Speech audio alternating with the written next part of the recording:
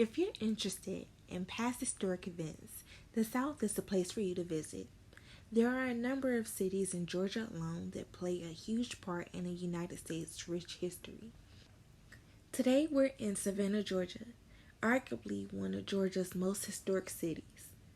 We're going to take a look at the Green-Mildrum House, which can be found in Madison Square, otherwise known as the heart of the historic Savannah. In the early 1850s, this historic landmark was constructed for Mr. Charles Green. Green was born in England and moved to Savannah in the early 1830s. When he arrived, he was a poor man, but he worked his way up to wealth by being a ship owner, which was very ideal at the time, and he also obtained wealth by buying and trading cotton. Before getting into the details about Sherman and the Green-Mildrum House, we're going to look at what was going on during this period in history.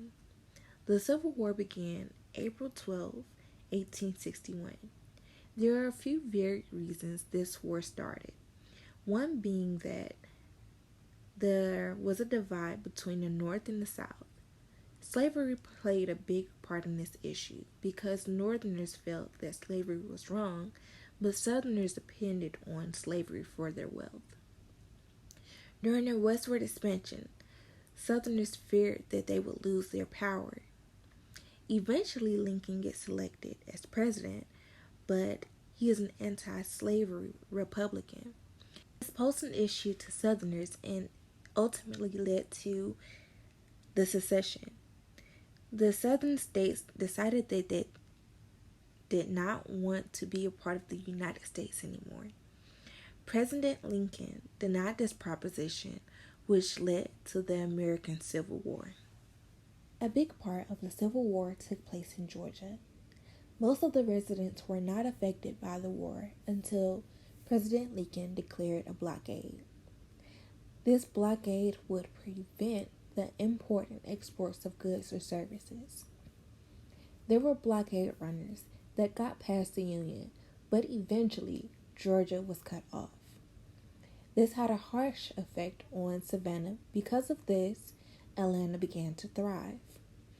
Georgia depended on the goods that came by railway, and Atlanta was the railroad hub.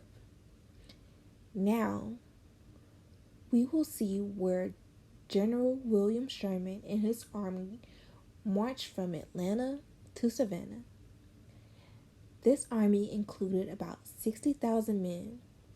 During this march to Savannah, the men burnt down buildings and destroyed railways.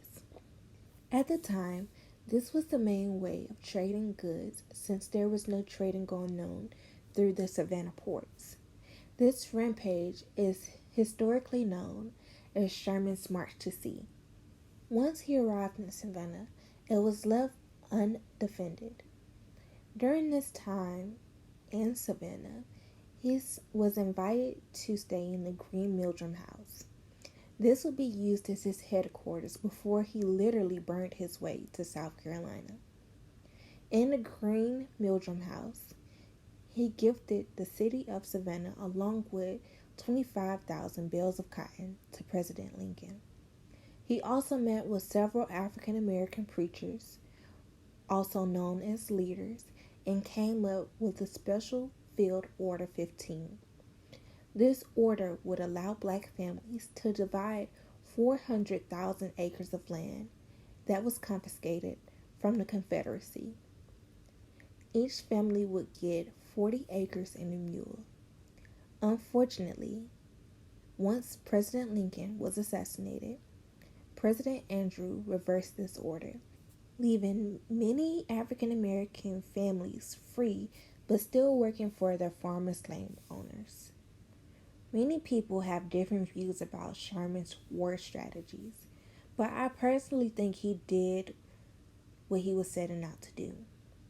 The war was not making a difference to civilians, so he did what he needed to do in order to get their attentions.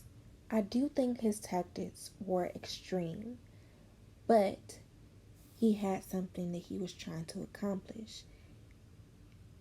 I don't necessarily agree with how he accomplished it, but he did get the job done.